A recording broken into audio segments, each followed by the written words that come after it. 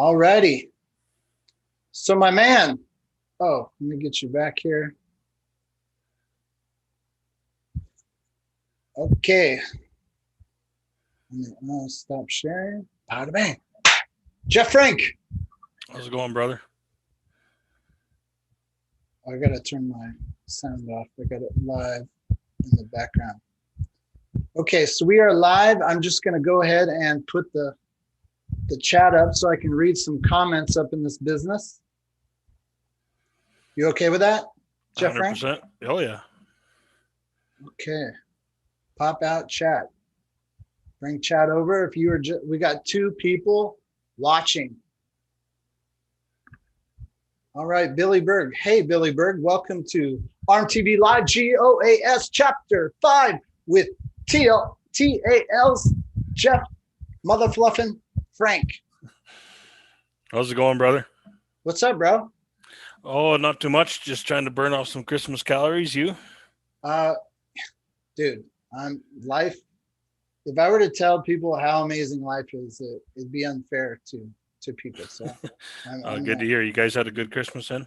Yeah. Oh my gosh, life is just so awesome. I got a baby boy. He's just over 9 months old. He's just freaking awesome. Okay, before we get into it, I just want people to know. So, if you kind of see, welcome to Chapter 5 G.O.A.S. Bam! If you will recall, when I started doing podcasts with T-Bajents, this was our first sign.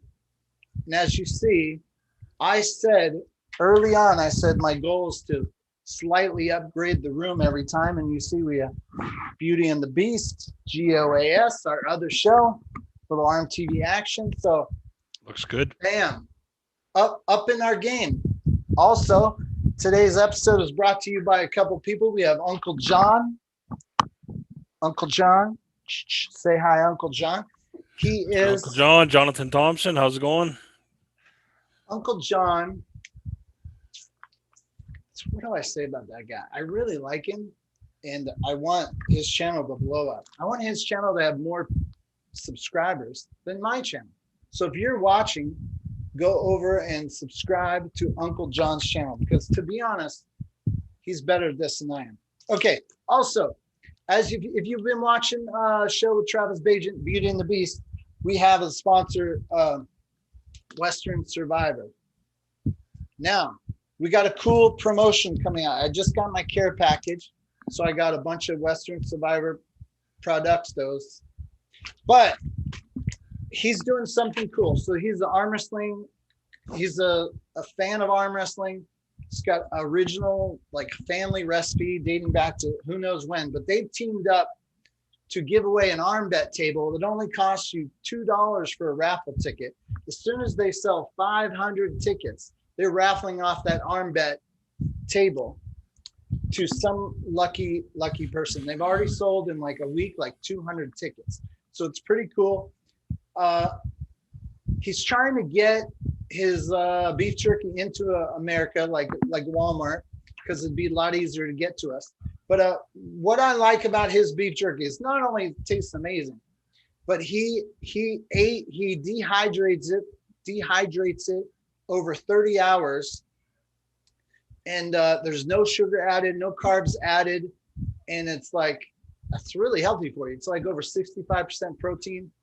And anyways, it's definitely awesome. You put it in your mouth and it doubles in size. You just suck on it. Anyways, that's brought to you by Uncle John and Western Survivor and NatFit. Jeff Frank, what's up, man? How's it going, buddy? Our guest today is Jeff Frank on our second live show. Thank you for joining us. Gary Roberts, ARMTV. Thank you for having me. Now, what brought us here today? We know you were watching Beauty and the Beast, and we talked about TAL. And I said, hey, I hope it's okay if we talk about TAL. And you said, what'd you say? Yeah, 100%. Is that weird to log on and see oh shit, these guys are talking about me? Oh no, I think once you start, running the league and it grows, I think that's going to come with the territory, right? People are going to start talking about what you're doing, so it's fully expected, right? And yeah, absolutely. I'm glad you're cool with it. Before we get into the details of what, so Travis Bajent, he tells all of his stories with a little bit of flair, if you will. So I get it. There's probably some details out there. So we're going to get to that. If you're just joining us, Jeff Frank is going to rock some details on the TL2. We have a lot to talk about in that because I have a lot of questions. I'm sure he has a lot of answers. But before we get into that, we need to find out who the hell this man is. So I come back in the sport of arm wrestling. I'm trying to do my research, and I see the cool flyers. I hear talking about it's pandemic time, and I hear people talking about events, and I'm like, well, that's wow, events still going on. That's awesome. And so, you know, I start to try to dig a little bit, but you and I really didn't talk until the live broadcast when I had some comments and your tent fell down, and you called me up. You're like, hey, I agree with you. I want to up my broadcasting skills. Any say Yeah, 100%. Yeah, no, that's exactly where it is. You know, I'm relatively new in the sport, and I just absolutely fell in love with it. And you know, I just had this little bit of a vision of creating a league. Yeah, so started off with just doing a one event thing, which was the Red Deer Charity Classic, which was supposed to happen last August. Obviously, couldn't here in Canada. It wait, hold on. Your first event was would have supposed to be in August. last year, and that was the big Red Deer Charity Classic, the Oh, international event. oh, so that went off fine last year. No, it didn't go off because of COVID. Oh, so this year. This year, yeah, And you're 20, confused. We haven't had the new year yet, are we bro. not in the new year yet? 2020, August of 2020, it was supposed to go down. It didn't go down in August. That was a one-off event that I was just going to run on my own. It had no affiliation with any league. It didn't go down, obviously because of COVID here in Canada. So I had this other little vision to start up a league, and I Okay. did my first event in September. Okay. So let's pause just a little bit because I want give me like a 90-second version of who the heck is Jeff Frank? Who are you? Jeff All I Frank. know is you're Canadian. I'm Canadian, Western Canadian, born here in Alberta, Canada. About 4 to 5 years ago, I got involved in the sport with a good friend of mine, Matt Mask. Wait. Before you go on, like what do you do? Like what? I How, work in the oil field here in Alberta, Canada, as with a lot of people. I'm also a big game hunting outfitter. and where's Uh, Alberta? As an American, I so go basically, east and from west west. to east, you start with BC, then we have Alberta, or Saskatchewan, Manitoba, Ontario, so on and so forth. So yeah, so basically live in South Central Alberta, work in the oil field as a lot of us do. I'm also a big game hunting outfitter. So and yeah, You're that's a big game hunt outfitter. What is that? yes, Like yeah. you help people hunt? Yeah, so I take a lot of Americans. Primarily, what I do is bear and wolf. So that's what I do on the side as well. Awesome. So that's your business, taking people out hunting or oil fields. You're still doing actively both those things? While not actively doing the outfitting because of COVID, we can't cross Okay. borders right now. Okay. And you found the sport about 4 years ago? Yeah. And how did you? So, I mean, your story is probably similar to a lot of people. You find the sport, you fall in love, but I'm more interested in when did your brain say like, oh shit, I want to take this sport to the next level. I want to like not just go to an arm wrestling events, but I want to like put on an event. Basically, I mean, I would say 2 3 years in. So I don't know.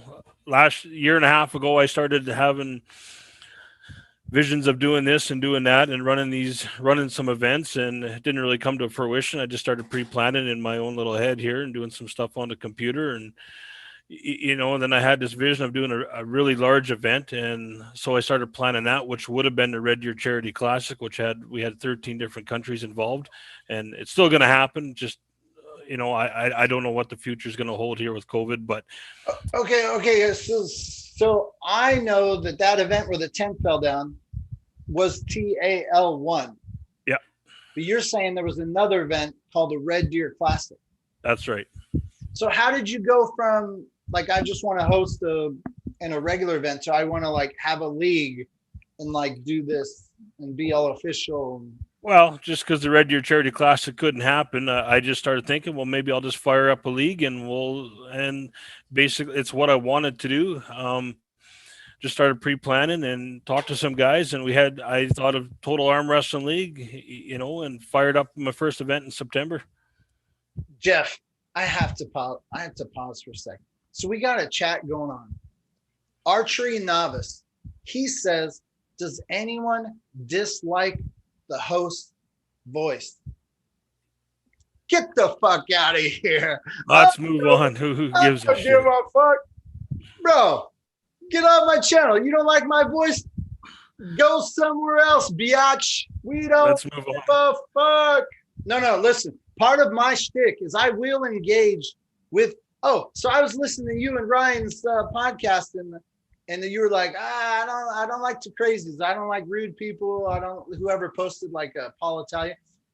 We will engage. So if somebody says something interesting in the chat, we will engage. So you're live. We're gonna mix it up. So, anyways, sorry, archery. If you don't like my voice, mute it, and you can just look at me and Jeff's beautiful faces. Huh? How about that? Okay, so I'm curious. So I hosted a tournament a few years ago called Ruler of the Nation, and I just was like, oh, I'm going to do a tournament once a year. Like, what made you say I want to do a league, like an official? Was the wall, like World Arm Wrestling League, No. inspiration? No. Like, you want to like? I don't. I'll be honest with you. I don't. This has nothing to do with wall. This has nothing to do with trying to prove something. This has got nothing to do with trying to be somebody or trying to monopolize an area or a market. Well, listen, there's nothing wrong with that. If you wanted to have a badass arm wrestling league, and what's wrong with that?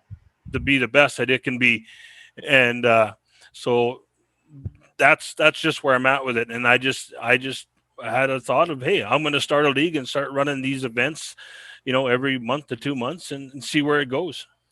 And so from my understanding, you have like trophy classes, and then the main events are super matches. Is that the correct format? Yeah, I start off the card with a bunch of, I had 7 super matches at TAL1. I think we had 8 or 9 at TAL2, and that's kind of how I wanted to run it and have some. What made you pick that format? Like, is that the hot? So I'm kind of new. I mean, I used to say I had super matches back in the day, but is that the hot format? Super matches and then open. I don't know if it's a hot format. I just liked it. I just personally, I just like the super match format to kick off an event and see some good matches of some good caliber pullers that people want to see battle it out. From the day you said, oh, I'm going to start a league and I'm going to really do some cool shit. If I were to ask you, how difficult is that going to be? And you gave me an answer like 1 to 10. And then I talked to you today after now 2 events. And I say, how close were you to the difficulty factor? I knew it was going to be difficult because, here's one thing. I work in an industry where difficulty is the name of our game. I'm not a lazy person. I despise laziness. I knew it was going to be challenging, especially in the COVID era. But I mean, I'll tell you right now, there ain't a single person in North America that's going to outwork me, and that's why I trust that my league will be good, is because of my work ethic. And I knew it was going to be difficult. That doesn't deter me. I didn't. I knew when going into the United States it was going to be extremely challenging. I had a lot of pressure from people not wanting me to go there, not athletes but other promoters. Okay, so I knew. Okay, I want to know more about that. Put a pin in that so we can come back to that real quick. COVID. From my understanding, you're not the only one who's hosted events during COVID, but you've kind of been the big show. during COVID. They're like kind of the most exciting things, some of the biggest matchups. When COVID happened and shut down everything, did any part of you be like, I'll wait it out? No, that's What not me. caused you to say, I'm a push forward? Because that's just who I am. I do that in everything. If you knew me as a person, whether it's at work or whether it's taking guys hunting, I mean, listen, I chase wolves around Alberta in 4 feet of snow and -30. Any other man, is gonna say, fuck that. It's just too cold. That's just not me. I held the only event in Canada during the COVID era.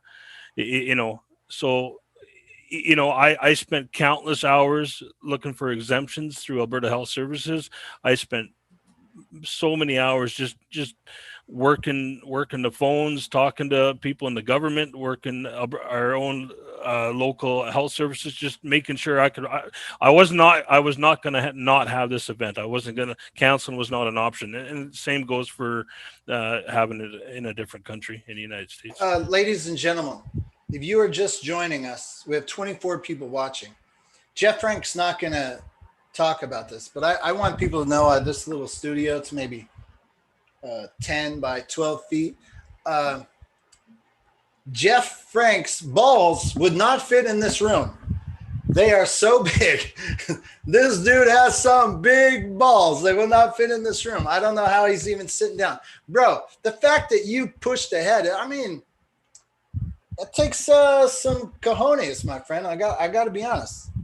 And you had a good turnout. Like with the 10, you had a pretty, were you surprised about the reception? I mean, everyone is so nervous. I'm not saying people should or shouldn't be nervous. I'm not picking a side on that. It's just like, I feel like if you're scared, don't go outside. If you're not scared, you should be able to go outside. Yeah, we only live one life. I mean, you can be smart but you can say I'm not going to live in fear and still be intelligent about what you're doing. If I'm going to go travel to the United States, I'm smart enough to know I'm not going to come home and go to my mom's place when she's 83 years old and risk her getting COVID. That'd just be a dumb move. I come home, I do what I'm supposed to do. Me personally, I don't personally choose to live in fear. I only live one life, and I'm going to do what I want to do. I'm going to work my ass off, and I'm going to be successful based on work ethic. It's got nothing to do with how much money you have in the bank or how much, I have a good supporting group, whether it's my family, other people in the arm wrestling nation, to know that to feel comfortable holding these events. They're going to be successful. Okay. Why did you feel like you had to leave Canada for the second event, given that your first one was so successful? We can't have events here in Canada after September. They went into a full lockdown mode again. We're still in a lockdown now.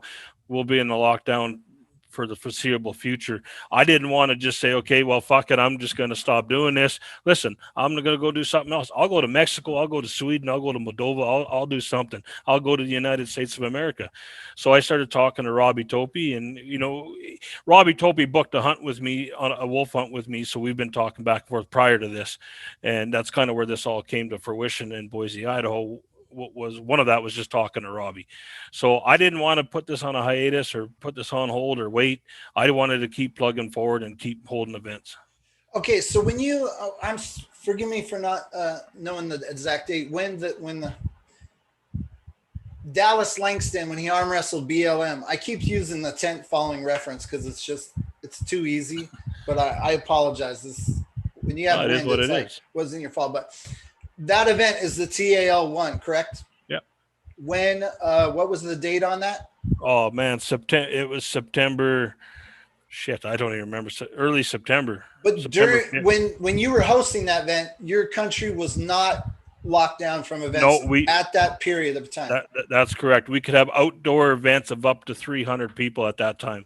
And you're saying after your event, the government was like, not even outdoor events. Yeah, So right now we can't have a single outside person in our home. We're in complete lockdown, mandatory work from home. Like we can't do nothing. Christmas was. You're saying I can't even come over to your house to chillax with you? No. Are Canadians following that rule? Well, I would assume so that the majority aren't. I don't know what There's it's like no all way across. people I are don't know what not. it's like all across Canada. I know Alberta's really bad. I know Ontario just went into a shutdown. I'm fairly certain Manitoba is in one, and so is BC.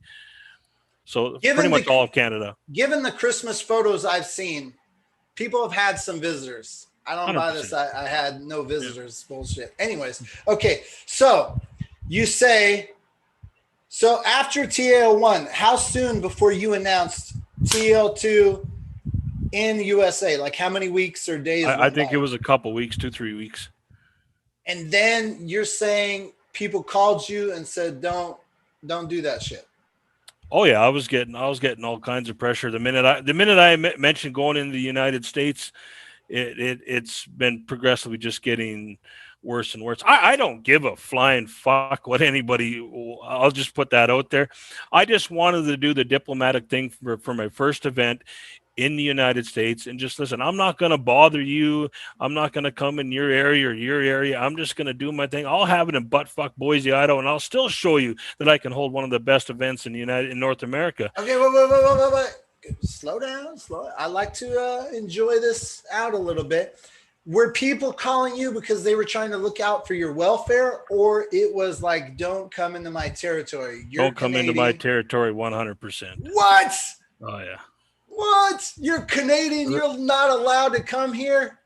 Listen, You hear I'm that? not going to ARMTV go into Nation. names, but I had an individual message me complaining about an event 1,400 fucking miles away, and I said, "Listen, how ridiculous!" No, And no and, way. and the event was a week after mine, 1,400 miles. I said, "Listen, if my event 1,400 miles away is going to affect your event, then you're not doing something properly."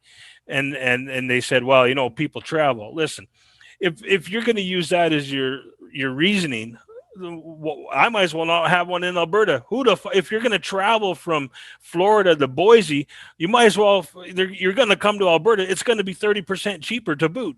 So that's just a stupid reason. If you feel threatened by me coming down there, I repulse that because for one of two things. If you were to bring an event from the United States into Canada, I'd be the first one to put my money at that event. There's been no bigger supporter than the United States Arm Wrestling than Jeff Frank.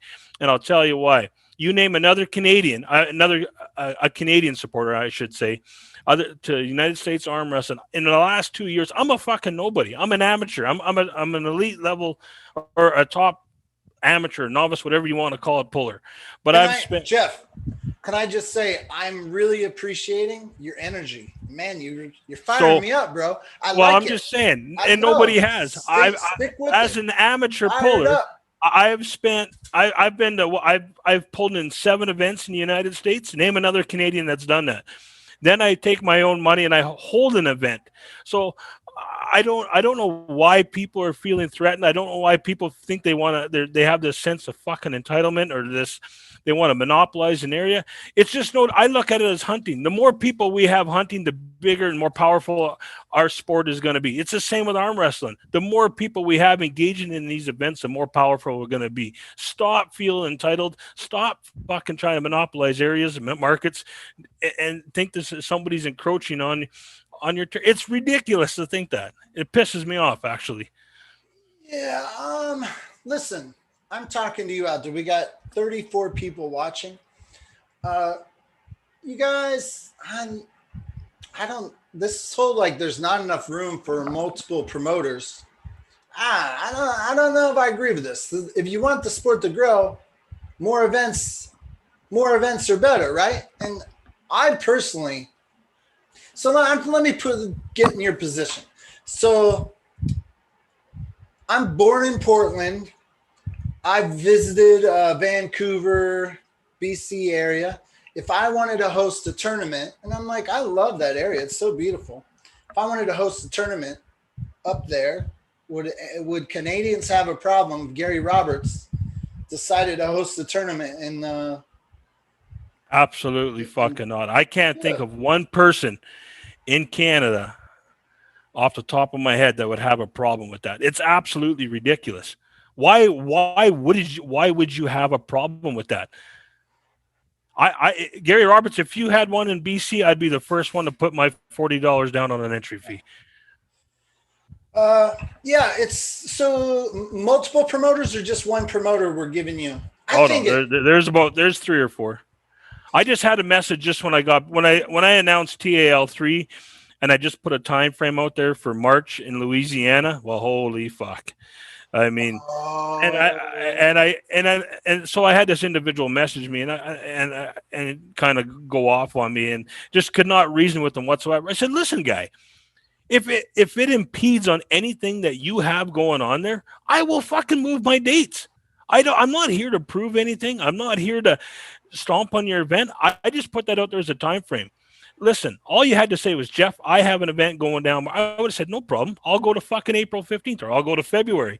I'm not here to fucking prove anything to anybody. I just want to hold fucking arm wrestling events. Yeah. So the other day I went, I premiered a Beauty and the Beast, and I didn't realize it was while you and Ryan Espy were live, and I felt terrible. I was like, I feel bad because it's like I would love to just balance everything to where we could all fit in. I'm not into like squashing any other, like I want you and Ryan's channel to do awesome. I think promoters should want every event to do awesome, because the more they do awesome, then your event would do awesome. I think there's room for everyone. That's just, I think, my opinion. But I get, like, we don't want to be right on top of each other. No. Like try to, create some space. No. Yeah, I totally get it. So you ended up with TAL in Idaho because of Robbie Topi. Yeah, Robbie Topi, and I was starting to talk to Rob, and I listen. I know it's not the most economical place to get a return on my dollar. I get it, but it was my first event. I didn't want to go encroach on anybody's area or territory. I did my homework. There was an event here. There was supposed to be one in Oregon, I think, that didn't go or something, but at the time there was one in Oklahoma. I can't remember if it was the Ohio State Championships or something that ended up being canceled or didn't go. However, whatever. I chose Boise, Idaho. It's out of the way of everybody, and I just wanted to prove that I'll still hold a kick-ass event in the middle of fucking nowhere. Okay, I got to pause for station identification. If you're just joining us, this is Gary Roberts, ARMTV. This is Gary's other arm wrestling show. That name is kind of a joke because I have my main show with the T. Bajan. On our guest here today with Chapter 5 is Jeff Mother Fluffin' Frank. Did I steal that from Neil Pickup? Maybe I'm not allowed to say that. That's a Neil Pickup line. I think that's Neil's. Damn it! I'm sorry, Neil. That's Neil's line. I don't know why. Jeff Frank, TAL Jeff Frank. But I want everyone to know who's watching out there. Thank you for joining us today. Uncle John and myself. Do you guys see Uncle John's shirt? I love Uncle John. I really love the 80s vibe that he's going with the 80s tune and the fruit colors. John and I are collaborating, Jeff. We are going New Year's Eve. Our first guest, we're going to try to have a guest every hour starting at 5 p.m. Central Time, New Year's Eve. Awesome. I promise you this, ARMTV Nation, anybody out there watching right now, we are going to do something that's never been done before. I think it's never been done before. I think it's going to be crazy. I don't know if I can pull it off, but I'm going to do my best. And Uncle John is partnering with me. We are going to try something interesting. If you are out there in the comments, we're going to have special guests on the top of the hour for 30 minutes. And then the second half of the hour, you guys remember the old radio stations? You listen to the radio station and they take callers. Well, we're going to put out the Zoom link into the chat, and we're going to take you guys. If you have something you think you can contribute, we're going to bring you onto the show and let you ask your questions or something like that. We're going to do it. At least we're going to be on the air for 7 straight hours minimum, could be longer. And I'd love all of you to join us, because I promise you what we're going to do that night is pretty mother fluffing crazy. So join us. And if you have any questions, stick around. We'll take some questions at the end. I had somebody, archery novice. I'll bring up your question a little bit later. Back to Jeff. You are, so Travis Bajan, we were talking about the TAL, and I was like, oh shit, he's getting all behind the scene, and I love that shit. I love like the behind the scenes of like how an event was pulled off, successful, you know, details. And I was like, you know what, we can learn from this story. Travis just hinted on some of the crazy shit. Like just when I heard about the trophies, like the trophy debacle and the trophy shop had to shut. They're like, we're shutting down. When they promised you, they weren't. And what you hoops you had to drive through, that is effing nuts. And that's just one thing that you had to go through, obstacle course to pull this event off. So I'd love to talk about all of it, but when you messaged me and you're like, I want to set some things straight, Travis got wrong a little bit, which we know that can happen. What are the top things that we got wrong, or you'd like to detail out a little bit more? Oh, I just wanted to, let me start by saying Travis is the fucking man. And I really, really, really appreciate everything that guy did. I don't know where people get off saying negative things about that guy. I thought he was a class act. I thought he did an absolute tremendous job. But yeah, so I know there was just some things about pre-planning. Listen, I was pre-planning this event for whatever it was, 2-3 months in advance. I had a plan A, a plan C, a plan D, E for the venue. But when you were planning it out, you knew things could go wrong, and you need a backup 100%. plan. Yeah, 100%. And you still went forward. Like, yeah.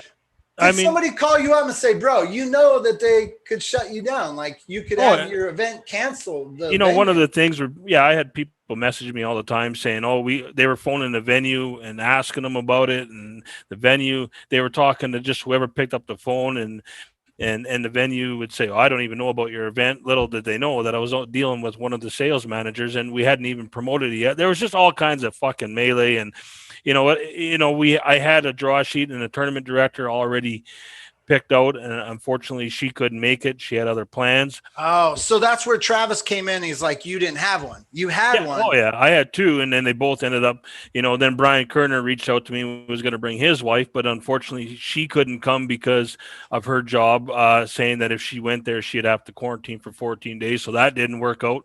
So your original tournament director, did you pick someone local, or were they going to have to fly in like everyone else? Yeah, they had to fly in. Yeah. But unfortunately she couldn't make it too. And yeah, so it was just it was a constant battle. There's no doubt about it. When things started to get a little hairy, how are you feeling? Are you not able to sleep at night? Are you having heart palpitations? I mean, did this experience, did it age you? Like before it even happened, when they call and they're like, Jeff, I can't make it. Like, how do you are you a rock? You just keep fucking working. You just go to your next plan. And that's just, every time you're throwing a curveball, you just pick yourself up and go to the next plan. You just make more phone calls and just keep working. Yeah, but somebody on this chat, there's probably at least 25% of the guys on this chat that if some of those things would happen to them, they wouldn't get out of bed. They'd be like, I don't know what to do. You see it all the time, right? You see people just saying event canceled. There was one thing that I knew that I wasn't going to do, and I wasn't canceling this event no matter what. It wasn't happening. My plan E for a venue is we had fucking tents on standby, and we would have had it in Robbie Topi's backyard if that's what it fucking took. So okay. So we talked about the super matches. Mm-hmm. Let me just tell you what I would have done, because I'm a pussy. I would have been like, okay, I'm going to try to have an event, but it's COVID. So I'm going to not have any super matches. I'll just have an open class, novice and amateurs, and we'll keep it simple. And if people don't show up, then my risks are minimized. And that's more like a path I would take. Like, you not only said, no, I'm going to have super matches, but I'm going to have a full effing card. I wasn't going down to the States without making a bang. No ifs, ands, or buts about it. That was my whole. That's what I wanted to do. That's how I wanted to set the PR off with the TAL in a different country. I wanted it to be big. I wanted it to be give somebody to, or everybody across North America something to sit in front of their computers or phones or TVs and have something they to be excited about. I wasn't going down there to waste my own time or waste it. I wanted a fucking kick-ass event. And when you're telling your friends and you're like, oh yeah, I'm gonna do 9 super matches, were they like, that's a lot? That's a lot of super matches.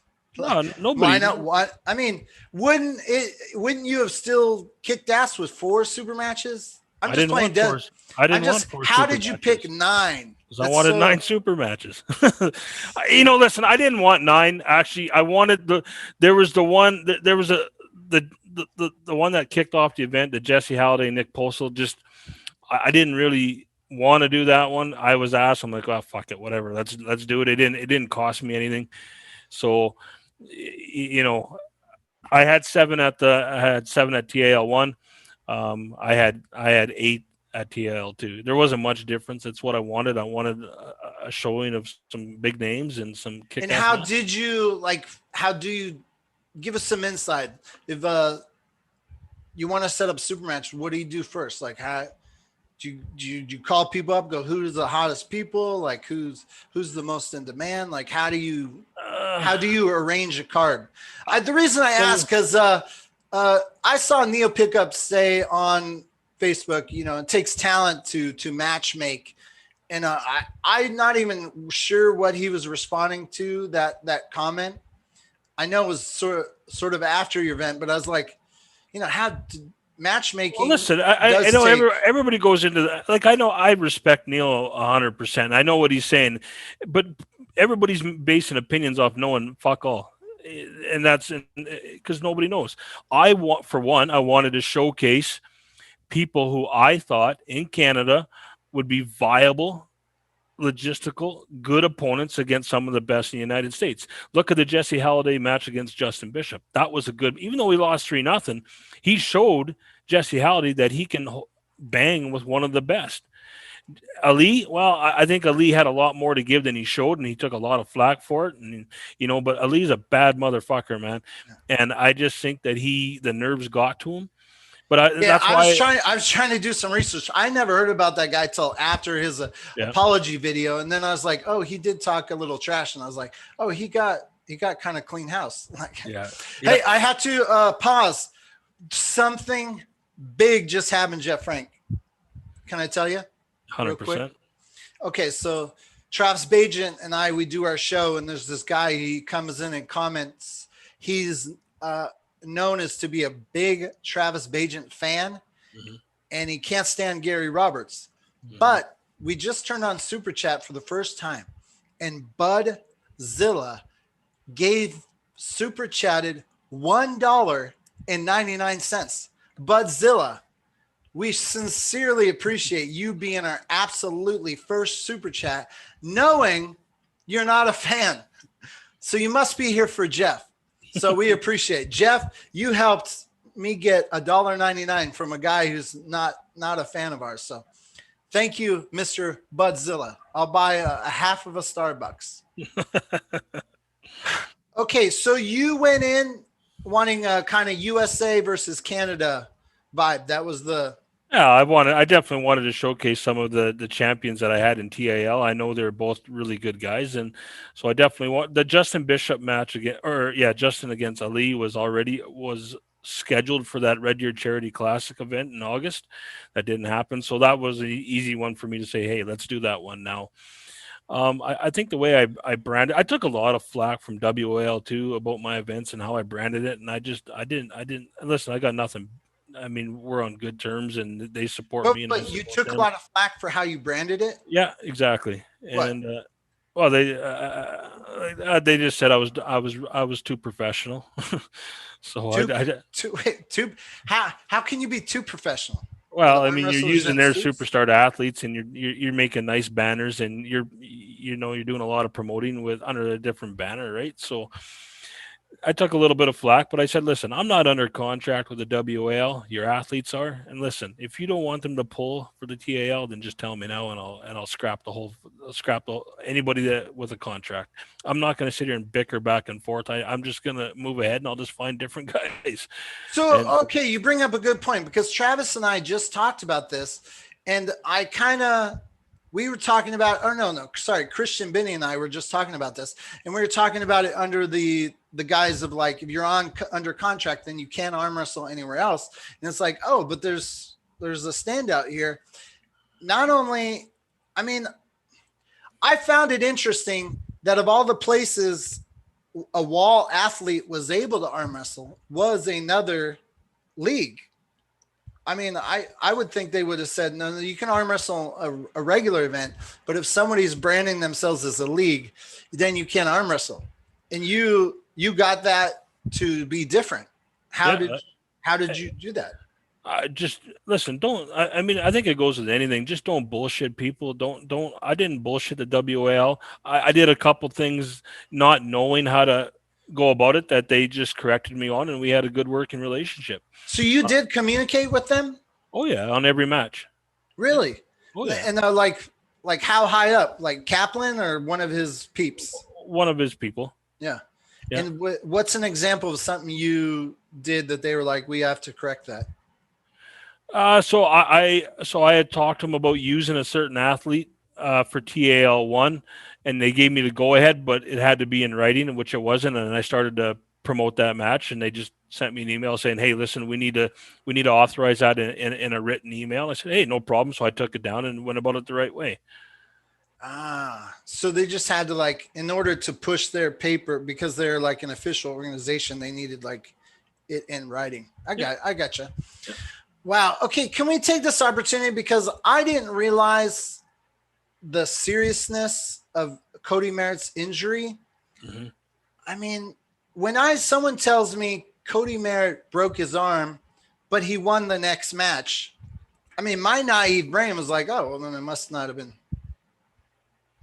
that bad. But I later find out, like, oh, this could impact his career. Like, it's broken in a part that is not guaranteed to heal back as strong as you would need to arm wrestle.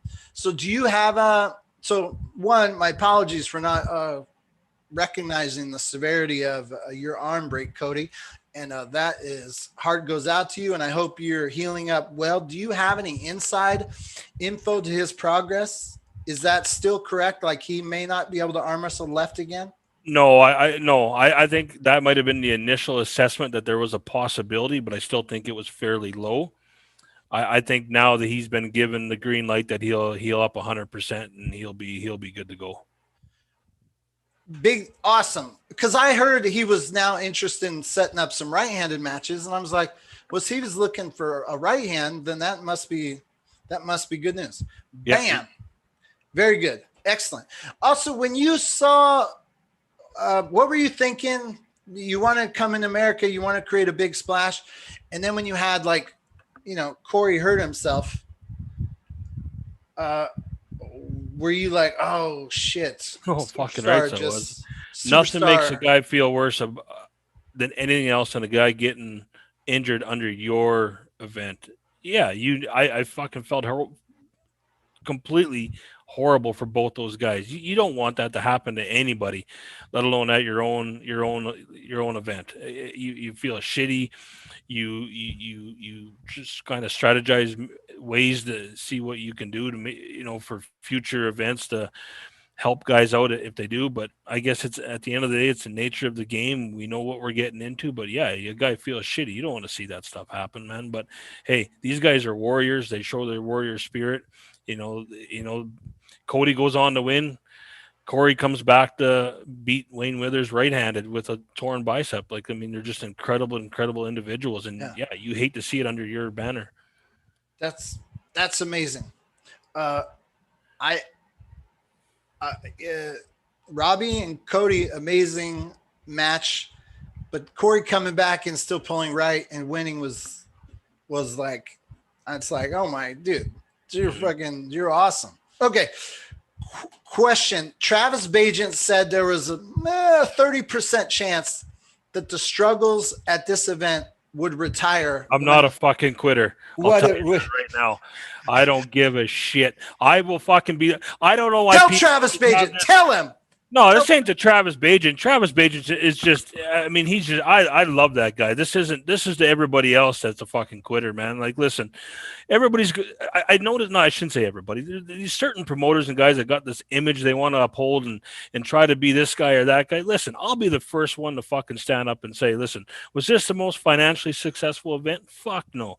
There's a lot of cleanup that needs to be done from this event. Still, there's trophies that came in a week later that I got to still ship out, and now on my dime, there's all kinds of shit that went fucking sideways. But I'm not a fucking quitter. There'll be a TAL 3, there'll be a 4, there'll be a fucking DL 100. I promise you that. Okay.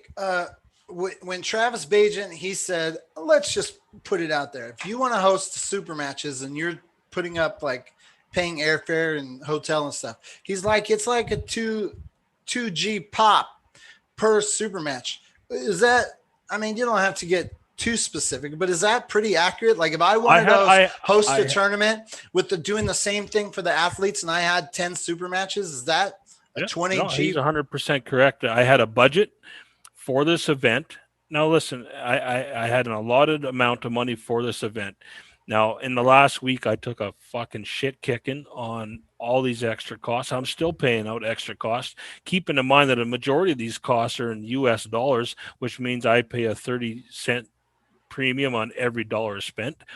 So there's that hit too. It was a huge hit outside the budget. I didn't go there under the impression that I was going to make money. This was a PR event as an investment of my league into another country. I knew there was going to be a cost associated with that, and I was fully okay with that. It's the extras that came before the event that were kind of a kick in the nuts. But hey, I wasn't going to cancel. This event is going to happen, and once everything's all cleaned up and everybody's got the trophies and the rest of the stuff, TL3 is going to happen.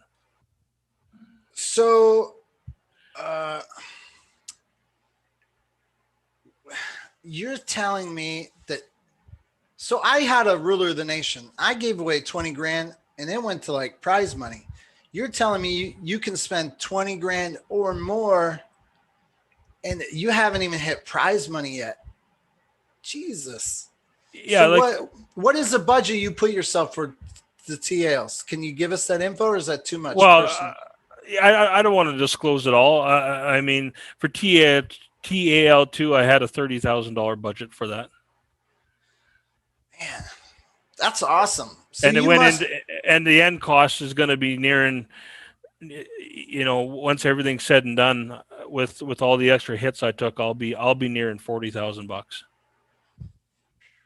Well, the arm wrestlers, thank you for giving, because of this COVID business, we don't have a ton of entertainment. So you really put it on the line. And, if I am allowed to speak for the community, right on, bro. That's badass.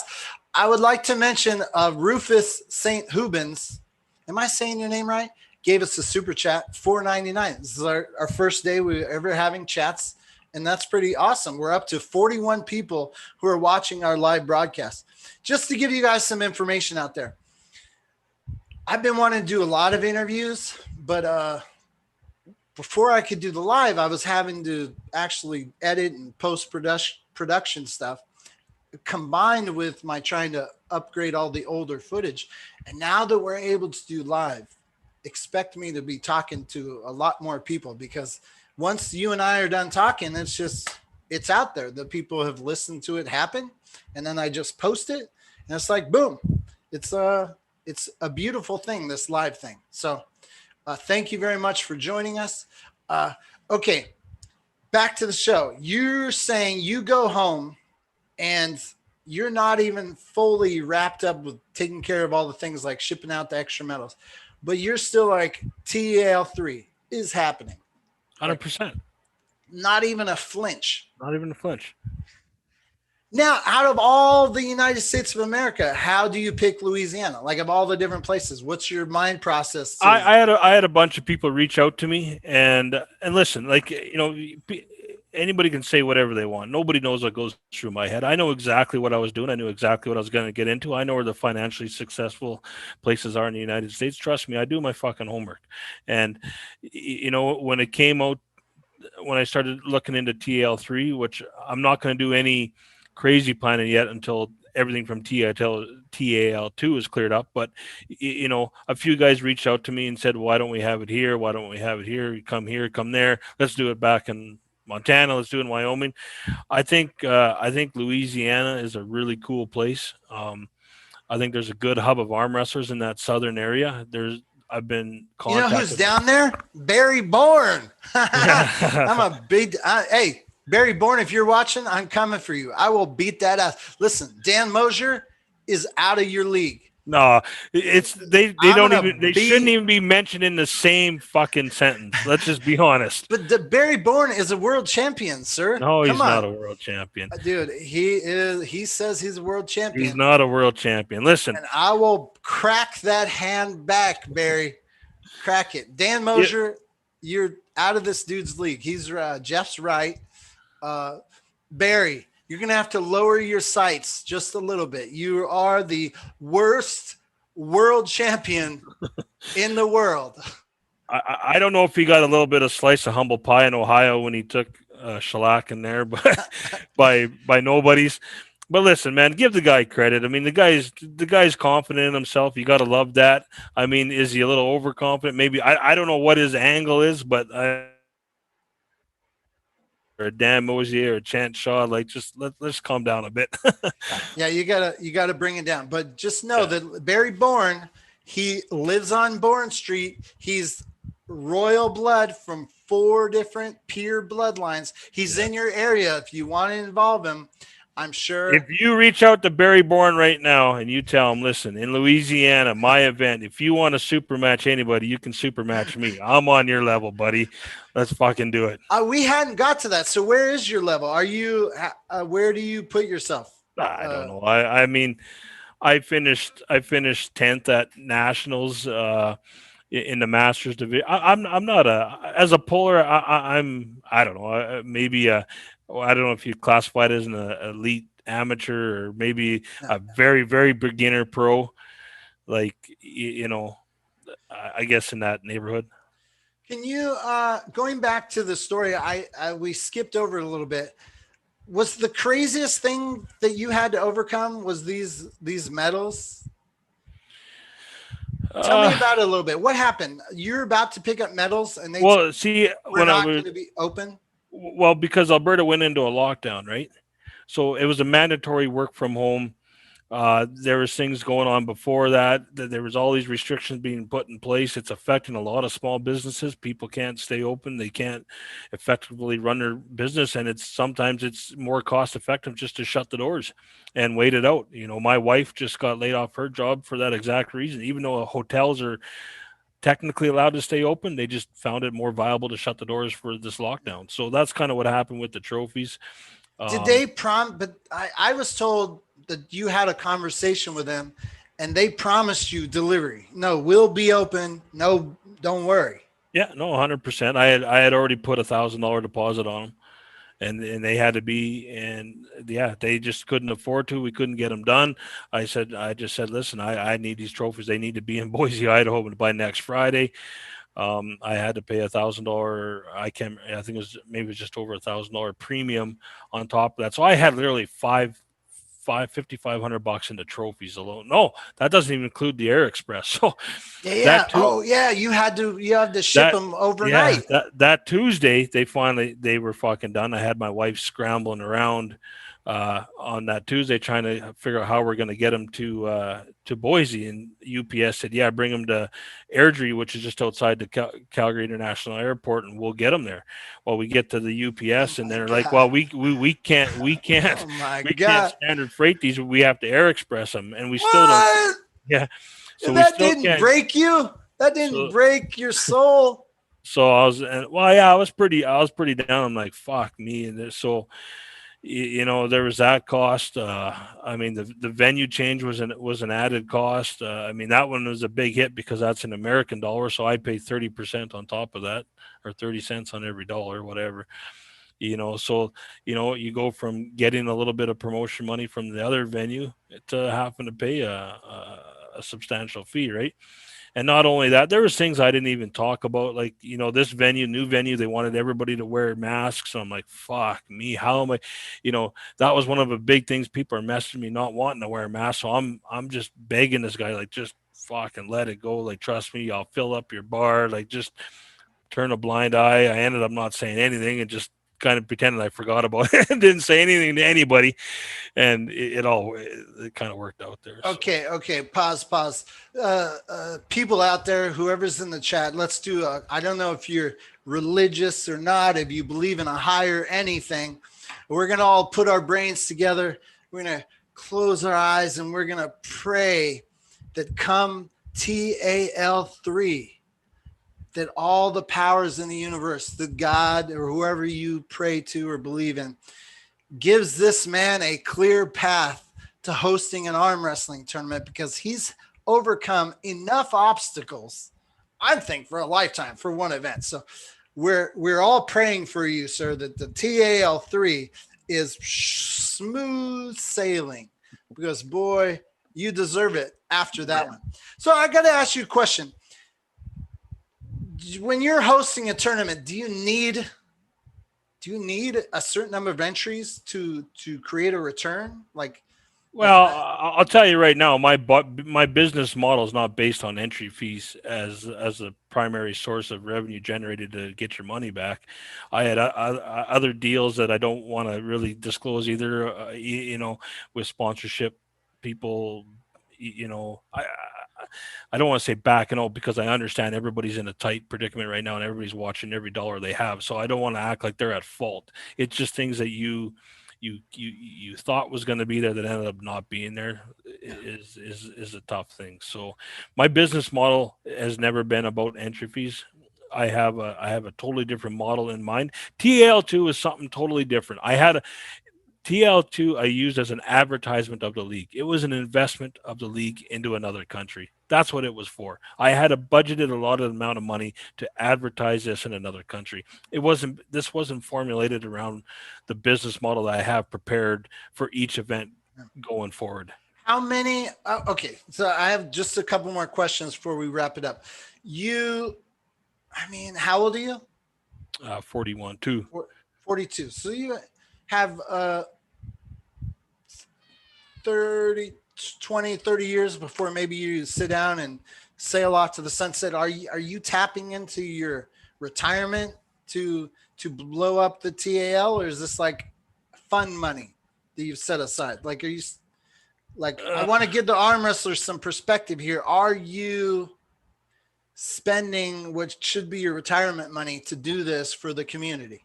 No, my retirement money is completely separate from anything else. Okay. Now, this was a savings that I have allotted from the lucrative years of working in the oil and gas industry, that I set it aside for something that I wanted to do. I had thoughts about, at one time building a nice fishing lodge in northern Saskatchewan, or a hunting lodge or something like that, and doing that. But hey, I fell in love with arm wrestling. And wait, hold on. You're saying that this is your lodge money that you no. I said I wanted to do something with it. I didn't know what. I had all kinds of ideas.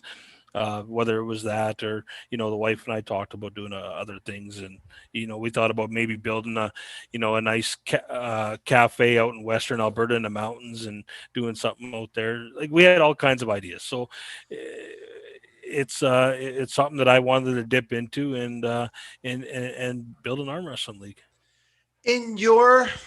If I say over the next couple of years, okay, how many events do you envision running a year?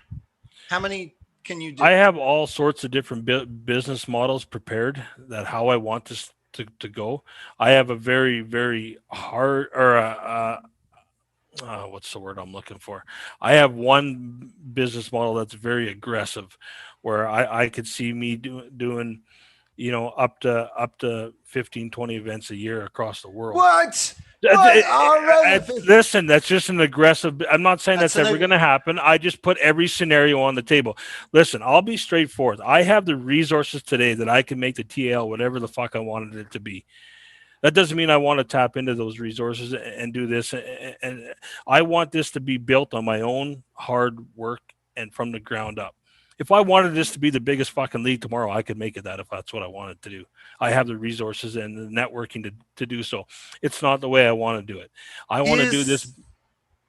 Is the fact that a lot of top athletes are wall athletes and contracted a problem for you when it comes to like what you'd like arm wrestlers you'd like to see? It's not a problem at all. Like, can you get them all on board? I think they already are on board. And Wall, like, do you have any insight to what Wall's future? Are they coming back? I have no idea. I'll be honest with you. I don't sit here and worry about what Wall is doing. I'm not here to take over Wall or something crazy like that. I'm just doing my thing on my hard work, and I'm just going to ride it and see where it goes, and that's that. Ryan, I just saw Ryan Espy's arm wrestling gym in the chat. So is Ryan an official partner? Like, no. I see you guys have a show together. We have a show together, but the TAL is 100% mine. Okay. I was listening to your show the other day with Mr. Ryan Espy, and I heard you say something along the lines of, I kind of wish I was American. Did I get that right? Yeah, I mean, listen, I love the American attitude, and I see it right now in the COVID era. I just got back from fucking Boise, Idaho, where you watch civilians act like people that don't want to be sheep, and we don't have that here in Canada. We have a whole lot of people that talk the talk, but the American, I don't know. There's just something about when I go to the U.S., when I went down to Kansas, I drove from Red Deer, Alberta down to Kansas City, Missouri on a 4-day trip just to pull WL down there. I drove down there. It took me 4 days to get down there. I went down to Oklahoma after. I went fishing down there, and I just love the people. I love what they stand for. I love their approach on life. I love just the way they are with their country. I envy it. I really do. Like I'm right now. Listen, I'm a Canadian at heart, but I can't fucking stand our government. I can't stand where it's going. I can't stand how we just stand here idly by while we have our rights taken away every single fucking day. I don't like. Would you say you're in the minority on that? Like, how do other Canadians feel? Do they like? Well, I think in Western Canada, Alberta, we're kind of like the Wyoming of the United States, right? But we don't have the same aggressive approach. Like, you just don't go down to Idaho and tell Idahoans what the fuck they're gonna do. You just don't do that because the entire community will stand up for what they believe in and their civil liberties, and it's just what they do. Okay, so let's project out a world where there's things go back to normal, and it's not the aggressive 20 events a year plan with TAL, but it's a medium plan. Mm-hmm. Do you how would you balance your events? Let's say you have 10 events a year. How many are in Canada? How many are in America? Well, there's no question. I wanted to make TAL a hub in Alberta, Canada. The majority of the events would be held here in Canada. Of course, we're in a world right now that we can't do that. I want to keep things going, so I got to go south of the border. But in a perfect world, the majority of the events will be held here in Canada. Okay, so when we get more back to normal, Canada will be the place to go. 100%. Okay, Ryan Espy has super chatted $2.79. How did you pick that figure? I must ask, Ryan. Please put in the chats. Why not 280? Why not 275? Curious. Why 279? He says, ask Jeff about the upcoming match with world champion Royal Elite Blood Barry. I think we already talked about it. Do you have an official match with Barry? I had asked Barry. I said, listen, Barry, you don't belong in the same conversation with Dan Mosier or Chan Shaw or Jonathan Breda. You just don't. I'm not trying to be an asshole, but listen, man, let's just pick your opponents. I said, go against me. I'm 270 pounds. You're 270 pounds. I would classify myself in the same league as you. Hey, let's do this on March 13th in Kansas City, and let's battle it out. You're fired from the show. Barry, that's my match. That's my match, Jeff. You're taking I want some of Barry. Hey, Barry, a lot of people are coming after you. They want to find out about that elite world champion status that we saw in Ohio. So this could happen. You and Barry. He had it on his Facebook page, but I seen that he had recently deleted it, so I don't know. Well, we'd love to see it. I would love nothing more to see 50 super. I want to see a super match every day of the month of everyone bitch slapping one Barry Royal Blood World Champion born on Bourne Road. I want to see that guy bitch slap so hard. Let's make it happen. Mate, let's line everyone up. Okay, Jeff Frank, I'm excited. I feel like I can speak for the community that everyone's excited to see what you keep doing. I mean, as long as you're not spending rent money, it sounds like you're going to keep this up. 100%. I mean, I personally have no problem with you having some events in the U.S. So don't hog all of them to Canada, please. You know, maybe. Oh no! Listen, I want to take 3 or 4 events to the U.S. every year. So, okay, let's say COVID keeps going. If you do Louisiana, give us a hint. What are the next 2 locations you would do? May 1st in Hot Springs, Arkansas. That's still the South. It's already been planned, that one. So you got a couple down there. You're gonna like that area. What anymore? You gonna come? Well, I had February 6th in Red Deer, Alberta. That was TAL 3.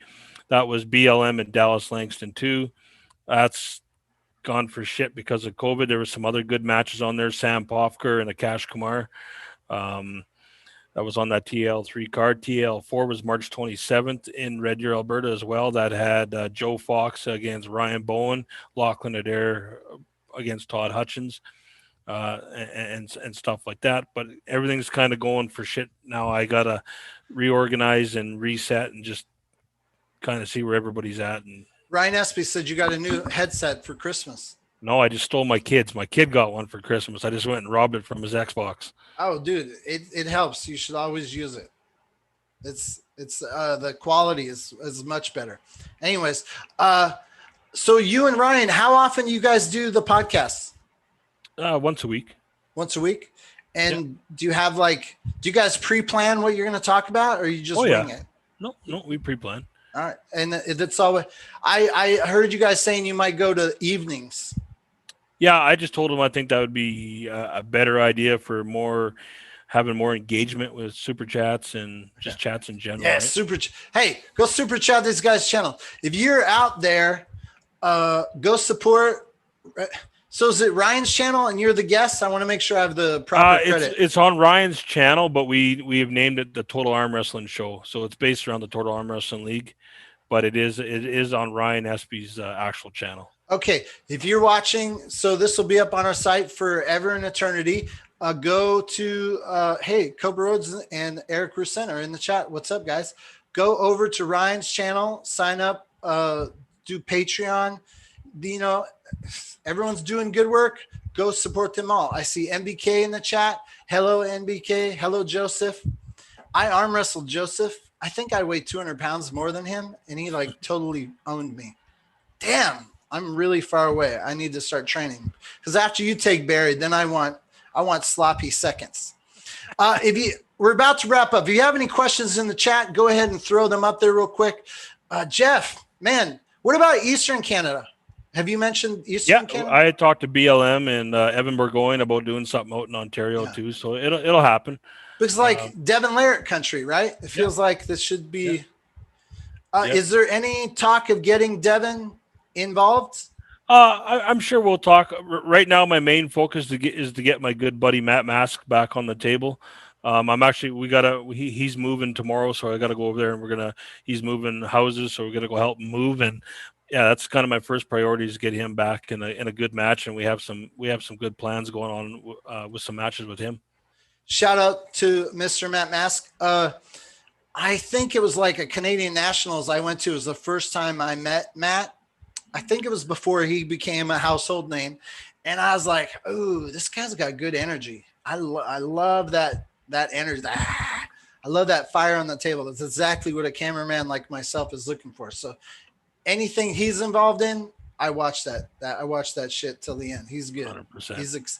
I love excitement. Oh, damn it. I almost forgot. I can't remember who I was messaging, but you now know you're pretty close with Ryan Espy, right? So you can give us some inside info Sure. about him. I heard through the grapevine from somebody who knows somebody who knows somebody, and they told me that Ryan Espy beat Travis Bajan left-handed right now. Is that I'm not. I don't make predictions. Not predictions, but have you heard this talk? No. You haven't heard this talk? No. Ryan hasn't said I'll own Travis left. They said he's ready.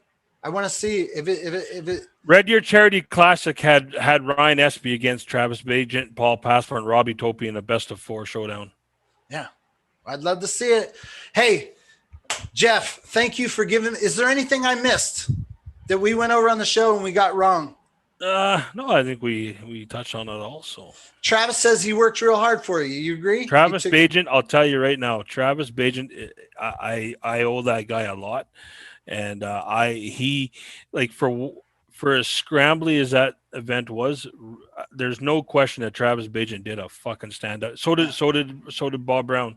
Yeah. And they both did just a magnificent job. And from all the shit show it was turning into be, they grabbed the bull by the horns and made it a very successful event. I thank you from the bottom of my heart, both of those guys. I'm glad that you guys were able to pull it off. I appreciate you for coming on the show. Again, everyone out there, New Year's Eve, right here, this channel with Uncle John and myself, Uncle John Booyah.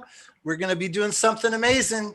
Stop by. Oh, Western Survivor. Go to westernsurvivor.ca. Click on shop button. You can buy a $2 raffle ticket. As soon as they sell 500 tickets, they are raffling off an ARMBET table. It's going to be awesome. But New Year's Eve, we're doing something crazy. Jeff, it's crazy. You couldn't even do it. I'll be watching. It's going to be I don't think anyone but Uncle John and I can pull this off. Dude, I appreciate you I appreciate you taking the time to come out here, man. Thanks, Gary. It's been a pleasure. I've been wanting to do a show with you for some time now. So thank you for having me on. And you know what? I'm excited to have learned about everything that you're doing. And I think, dude, money makes the world go round. If you have some, it feels like you can do some cool shit. It's not money. You know what makes no, but I'm saying you can't do cool shit without it. Hard work, man. Hard work, but that's all it takes. Still need a little bit of that. Yeah, but you'll get that if you do the hard work. I worked real hard, and I had no money. We did some cool shit. But anyways, I think you're gonna do some cool shit. I can't wait. Thanks. Till the world turns back on to see you go put it in full gear. Thanks, buddy. All right, man. And tell Ryan Espy I'm gonna talk to Travis Bajan. I'm gonna say, Travis, I heard through the grapevine that Ryan's got you left. So. I pulled Ryan at Nationals, and I pulled with Travis Bajan at Boise. So I got a prediction in my head, but. Oh, you don't want to tell it? Nah. All right. ARMTV Nation, we will see you New Year's Eve. Jeff Frank, thank you for coming on. Chapter